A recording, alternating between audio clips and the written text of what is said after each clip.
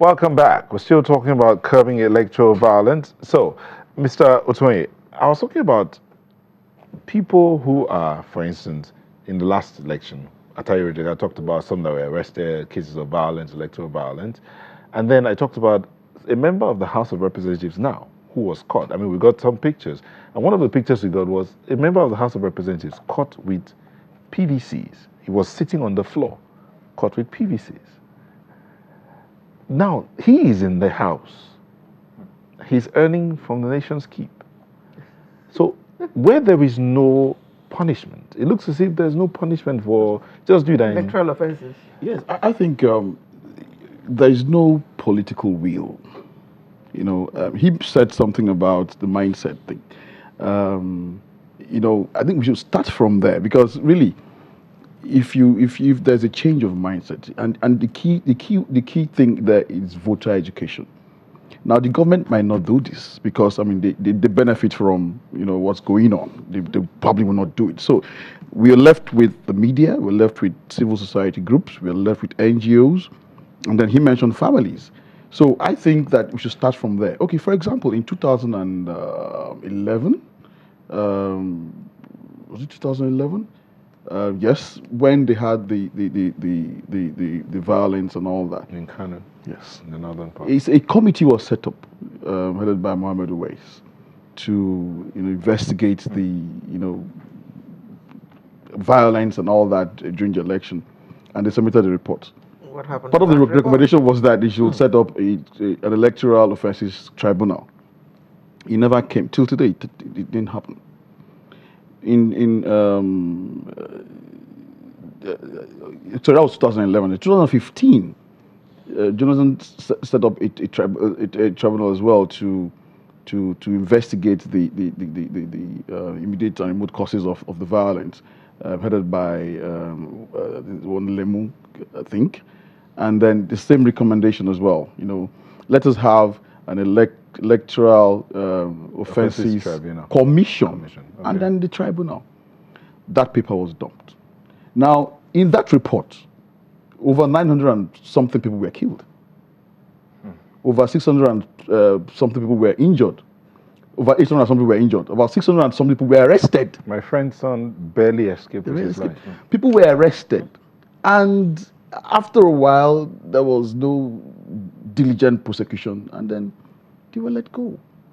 So you see that if there is no punishment, like you said, of these electoral offenders. Okay, from 1999, 2003, 2007, all the election up to 2015, Nigeria has recorded violence all through. So when will this stop? So because people have not been prosecuted, people have not been people have not been punished, jailed. Yeah. Now, even when the so-called elites, so-called politicians, recently there's a court case that says that any candidate who's been sponsored by a political party will not be held vicariously liable in any election, any form of election violence, unless he's directly linked to that violence. So what do they come to do? They come to the public and say, "Oh, I condemn this violence. I condemn that violence," and that's all. That's all. So even our judicial system, there's this lack of trust. lack of faith in the judicial system. So when that happens, we just keep going, in circles. Because even this election, like I said, the government will not do anything because they benefit from the violence, because they benefit from the confusion, because that's what brings them to power. So we are left with the civil society groups, we are left with the media, we are left with the family, we are left with the maybe religious organization who will probably teach and educate voter, the populace that you cannot go and give your life for violence during election, and that is not worth it. Benson, I am just short of throwing my arms up in sheer exasperation and desperation because it looks like there's nothing we can do. But I know that that's not true. That's right. Because there is a lot we can do. And the sooner we start doing them, Yes. the better for our society in the future. Right. The youth are kept impoverished. The politicians are looking for thugs to use so that they can win elections, to go into lucrative office. You know, I mean, the list just goes on, and it's like, because we have this teeming population of youth who have nothing to do, it seems like there's nothing we can do. Please help us out. Like the gentleman has said, except we begin to punish electoral offenders, the democratic processes would always be subversed. I think there's a section of the Electoral Act, I think it's section 150, is giving the power to INEC to actually deal and prosecute electoral offenders. But it does seem like INEC does not have the capacity to do that. So we are actually expecting the Nigerian Bar Association, and probably in collaboration with the Nigerian police and the bodies of the Attorney General, to actually find these people, bring them to book, prosecute them. Until then that's the only time that we would have a society which would not subvert the democratic process.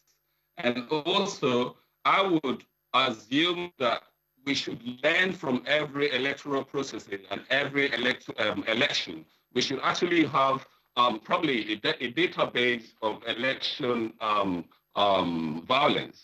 You know, if we have a database of, say, for example, this is the region that have the highest of electoral electoral extremism or electoral violence. Then we can identify these regions. Then we can prepare for the next elections to say, these are the places where we will fortify security. These are the places where we will provide more training for the electorate. You know, so we need to get researchers to do work and have database across the regions so that we can actually learn from our mistakes, and in subsequent elections this won't happen. That's my contribution. So Okay. yes, you mentioned something about Section 150 of the Electoral Act, which I mean, powers INEC to prosecute. The thing about it is that it's because it is now an offence. It's a criminal matter. It's something that should be prosecuted by the state. So it is state against the offenders. Now, he mentioned also the NBA, Nigerian Bar Association. Okay, let me give you an instance. I mean, the Attorney General of whether a state or a federation, there's what we call nolo prosecute. He can, by power of the state, withdraw. I mean, at his absolute discretion, withdraw any matter. And it's been happening. People have been taken to court. And then all of a sudden, the Attorney General comes and says, there's no case to answer. He withdraws the matter because these guys have political will. So how do you... So that's what I'm saying. So it's important that we... I think for once, my opinion is that we should let us look away from the government. We must solve this issue. Yeah, but isn't INEC is independent? Yes, by law. But he just said that something that was very significant. There's no capacity to carry out that. When you say no capacity, how do you mean? No personnel, no resources? Maybe no resources. Because the INEC has lawyers working within its confines. But I mean, nobody has been prosecuted for any electoral. Why is that so, Mr. Bamidele? It still boils down to, if I benefit from a system, can I fight that system? No. The answer is no. The answer is no. But I want to share a line of thought that we can't fold our hands and say there's nothing we can do.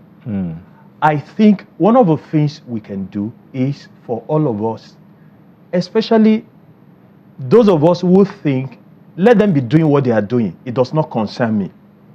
If all of us begin to see this nation as it is my own, regardless of which part of it this violence is taking place.